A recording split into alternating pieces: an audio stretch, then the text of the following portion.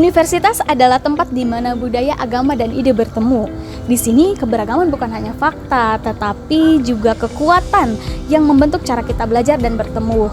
Dalam video ini, kita akan menyelami pendidikan multikultural melalui cerita dari teman kelas kita yang membawa perspektif unik dari latar belakang agama dan juga budaya mereka. Hari ini kami berbicara dengan Nathanael Simanjuntak, teman sekelas kami yang akan berbagi pengalamannya tentang bagaimana keberagaman budaya dan agama membentuk perjalanan Nathan di Universitas Siliwangi. Nah, halo Nathan, apa kabar? Oke, siap berbagi cerita?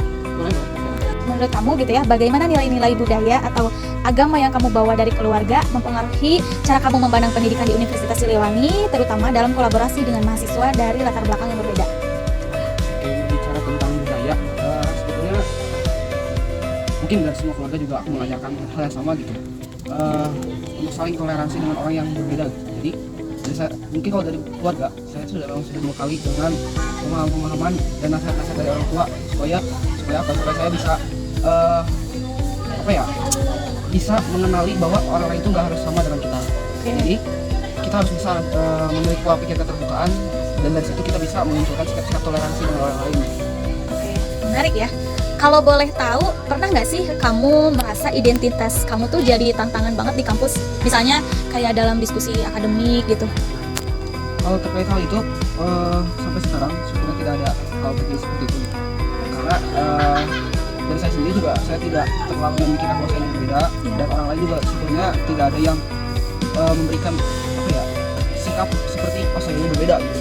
Jadi menurut saya seperti pertemanan biasa gitu saja, latar belakang kita berbeda tapi tidak ditunjukkan bahwa kita ini berbeda sama lain. Oke, Nathan, ceritain dong pengalaman spesifik kamu gitu di kampus. Mungkin kayak di kelompok studi atau acara budaya gitu, dimana kamu tuh belajar sesuatu yang berharga dari seseorang tapi dengan latar belakang yang berbeda itu. Pernah terjadi, karena saya memang kan satu-satunya umat Kristiani di pendidikan biologi gitu. Jadi itu setiap saya ambil kelompok tidak sama gitu, dari segi agama dan kepercayaan yang dianut oleh saya dan teman-teman saya. Terkait hal tersebut, banyak pelajaran yang penting yang bisa diambil gitu dari pertemanan berbeda agama ini. Apa saja hal-hal seperti yang sebetulnya saya sendiri tidak tahu gitu. Kalau ternyata keyakinan berbeda juga mempelajari hal yang begitu cukup menarik terkait sikap menunjukkan toleransi dengan orang lain yang benar-benar mereka implementasikan, dan mereka itu tidak menunjukkan bahwa ini siapa sih, gak usah ditemenin. Untuk hal seperti itu saya merasa beruntung sekali tidak terjadi dalam kehidupan saya selama perkuliahan gitu. Dan saya juga dengan itu belajar bahwa tidak penting memikirkan siapa diri kita, dari mana kita berasal, dan apa yang agama kita anut, selagi itu tidak mengganggu hubungan antar sosial, tidak perlu terlalu dipikirkan dan tidak perlu terlalu dianggap suatu permasalahan. Oke, terus kalau di Indonesia nih ya, yang super beragam gitu. Nah, menurut kamu tuh apa sih peran interaksi multikultural di kampus buat nyiapin kita ngehadapin tantangan sosial di luar sana? Oke, berbicara tentang pendidikan multikultural itu berarti pendidikan yang istilahnya beragam begitu kan ya, dari segi budaya dan juga keagamaannya. Pentingnya ada penanaman dan juga pemahaman kepada siswa maupun mahasiswa kalau tingkat universitas. Itu sangat penting gitu. Pentingnya ada pelajaran agama yang mengajarkan dan menekankan kita bahwa kita itu di dunia kerja ataupun di dunia masa depan kita tentu tidak akan bekerja sama dengan yang kita saja. Tentu kita bekerja sama juga dengan mungkin bisa dengan yang memiliki budaya suku lain atau agama lain, contohnya Buddha atau Hindu. Nah, kita harus memahami bahwa kerjasama dan kolaborasi itu penting gitu. Tidak perlu memikirkan saya harus bekerja dengan yang sama Kristen saja, itu tidak bisa gitu. Betul. Itu semua diajarkan dan harus dipahami dengan ditekankan sampai dari tingkat sekolah, bahkan sampai ke universitas, bahkan sampai menjadi mahasiswa begitu. Oke, nah menurut kamu gitu ya, apa sih tantangan terbesar yang membuat pendidikan multikultural di universitas ini benar-benar inklusif buat semua mahasiswa? Permasalahan ya? Sebetulnya permasalahan ini belum terlalu saya rasakan, tapi memang beberapa ada yang saya lihat terkait egoisme masing-masing orang gitu. Masih ada saja orang-orang yang menganggap bahwa dan tidak menerima bahwa orang lain itu berbeda. Jadi itu sih tantangan terbesar hanya saja untuk bisa meminimalisir tantangan itu, kita yang memiliki rasa toleransi harus bisa merangkul mereka supaya mereka juga ikut bisa memiliki sikap toleransi dengan orang lain gitu. Iya betul juga. Nah pernah nggak sih kamu tuh ngelihat prasangka-prasangka negatif yang muncul di kampus gitu atau di orang-orang gitu sekitar kampus? Terus menurut kamu tuh apa sih cara efektif buat mengatasi hal itu? Untuk sampai sekarang ini, syukurnya saya tidak mendapat prasangka-prasangka seperti itu. Tapi memang pada saat awal saya mahasiswa baru, ada saja kekhawatiran akan terjadi hal seperti itu, tapi untungnya tidak terjadi. Tapi mindset yang saya tanamkan pada saat saya sebelum masuki mahasiswa organisasi Bwangi, saya menanamkan mindset toleransi dan juga sikap kebodoh amatan gitu. Mungkin saya tekankan di situ karena orang-orang terkadang terlalu memikirkan jauh ke depan, padahal tidak tentu bahwa sesuatu itu bakal terjadi. Nah, saya selalu menanamkan apabila ada orang yang seperti itu, bodoh amatin aja gitu. Karena kalau saya camkan terus dan membuat diri saya menjadi sakit hati, itu akan berdampak buruk bagi saya sendiri ke depannya. Betul.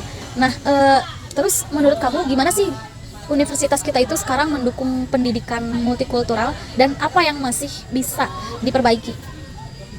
Terkait Unsel sendiri, saya rasa sangat cukup bagus terkait penekanan di bidang pendidikan multikultural. Karena kan saya sendiri sebagai kaum minoritas di sini merasa tetap di welcome, tetap diberikan pendidikan yang sama dan merata, tidak ada kesenjangan antara mahasiswa mayoritas dan mahasiswa minoritas gitu, sehingga kami pun masih tetap bisa menuntut ilmu dengan baik dan versi ruang.